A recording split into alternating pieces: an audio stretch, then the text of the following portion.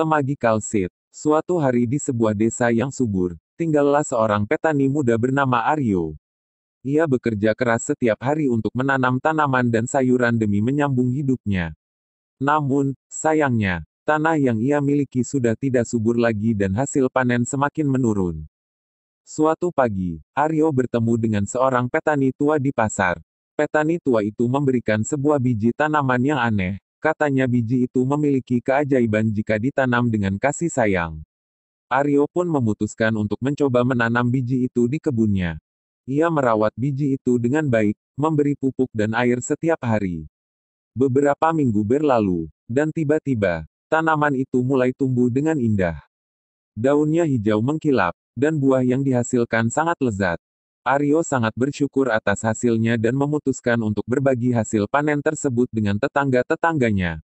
Ia belajar bahwa kebaikan dan kepedulian kepada sesama dapat membawa kebahagiaan bagi dirinya dan orang lain. Melihat betapa berkahnya tanaman itu, beberapa tetangga Aryo tertarik untuk menanam biji yang sama di kebun mereka. Mereka pun membentuk kelompok gotong royong untuk membantu satu sama lain dalam bercocok tanam. Kebun-kebun di desa itu semakin subur, dan hasil panen melimpah ruah. Mereka menjual hasil panen dengan harga yang adil, dan pendapatan desa pun meningkat. Aryo menjadi inspirasi bagi para petani lainnya, dan ia memutuskan untuk mengadakan pelatihan tentang pertanian ramah lingkungan dan berkelanjutan. Dalam pelatihan itu, ia berbagi pengetahuan dan pengalamannya tentang bagaimana merawat tanaman dengan penuh cinta dan perhatian. Berita tentang desa yang berhasil mengubah nasib mereka menyebar ke berbagai tempat. Banyak petani dari daerah sekitar datang untuk belajar dari desa tersebut.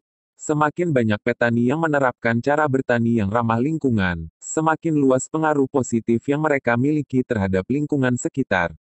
Tidak hanya itu, berkat pengelolaan tanah yang bijaksana dan penanaman pohon, lingkungan sekitar desa menjadi lebih sehat.